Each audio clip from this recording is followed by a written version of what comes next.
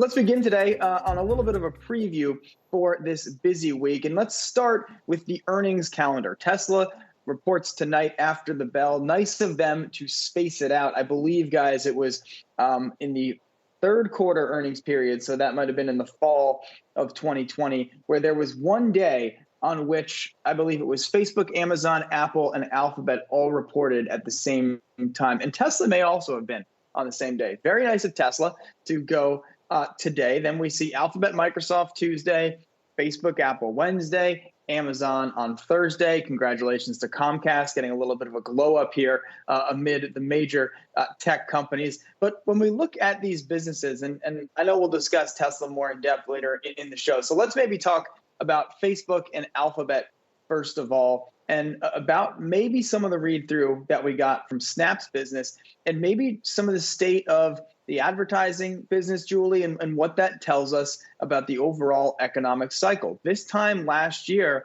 ad budgets were getting cut to zero. It seemed like the world was going to end. And now we once again see the two largest ad players continuing to not only, take away from traditional, channels, whether it's cable or television, even kind of movie pre-roll sort of gets fit into that bucket, but continuing to see activity come back onto their platform at a significantly faster rate than any of us would have guessed a year ago.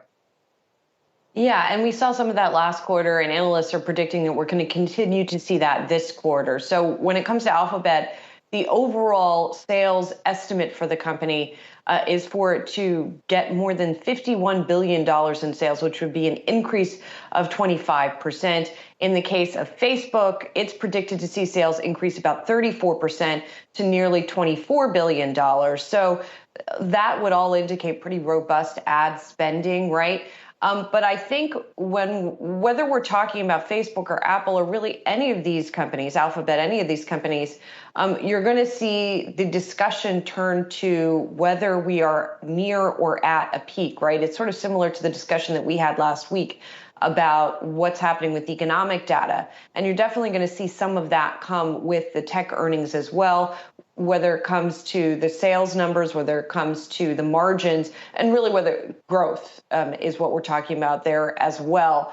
As we start to come out of the pandemic and things start to normalize, how good are things going to get? How much better are things going to get when it comes to growth for these companies? So we'll see what they have to say about ad spending.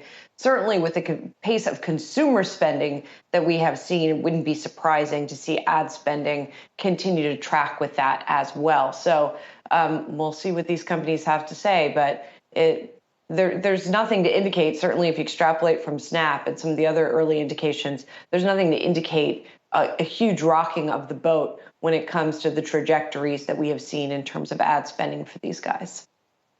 Yeah, I'll just hop in here with maybe one or two little nuggets per company. Tesla, keep in mind, a couple weeks ago, they came out with their delivery guidance. So for this quarter, they're going to report. So no surprises there. I think for Tesla, all investors want to see, one, how is the bottom line? Is this company continuing to drive profits? That's been a key driver of their stock and the story. Number two, what does their Bitcoin investment look like on the balance sheet? For one, as a geeky reader of financial statements, I'm very interested to see if it's a separate line on the financial statements. That's just me. But to your point on Facebook, I think the ad spending number year over year is very important, especially considering Snap effectively raised expectations for Facebook earnings.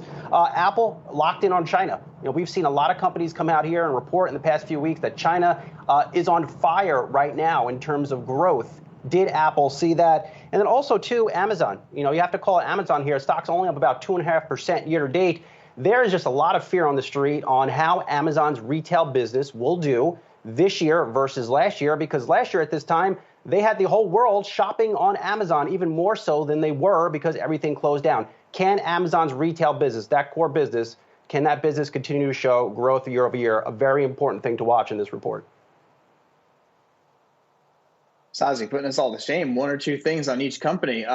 Great job there. I think the Amazon question for me also is interesting in light of Jeff Bezos now transitioning his way out of the business. Now he will be the CEO over at Amazon for a couple more quarters, or I guess until the end of the second quarter. But just to kind of go through that transition, I think will be just be interesting to see, sort of how that business handles it. And just, to rattle off a couple of the names that are reporting that I think will give us really interesting indicators, whether it's on the ad side. I mean, Pinterest is out with its results on Tuesday. On the consumer side, we got Starbucks out with their results tomorrow. Domino's comes out on Thursday. An interesting story, not only against the backdrop of, the pizza trade, the pizza pandemic trade, but a company that is, had such an amazing run for so many years, Sozzi, pretty much uninterrupted. And now I think at a little bit of a pivot point here, and just what exactly does Domino's become after the last decade of growth that it has seen. Let's talk a little bit about the economic data that we're expecting out this week. And let's start with GDP. Thursday, we get the first look at first quarter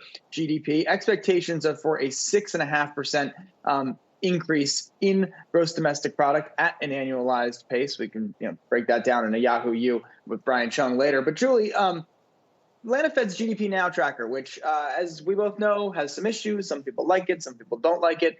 It's pointing towards an 8.3% print on GDP. And it brings up the conversation we've had a million times, which is that folks are still too conservative when it comes to some of the data that we might get in. And it seems like Thursday is really setting up for that dynamic, again, with a pretty modest 6.6% consensus estimate right now.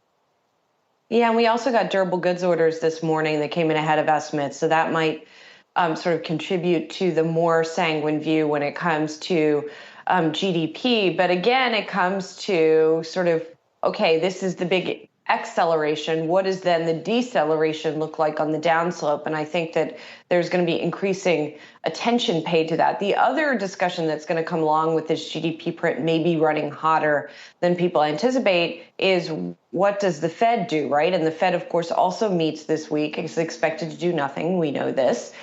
But how long are they going to do nothing, continue to do nothing? How long are they going to be able to continue to do nothing?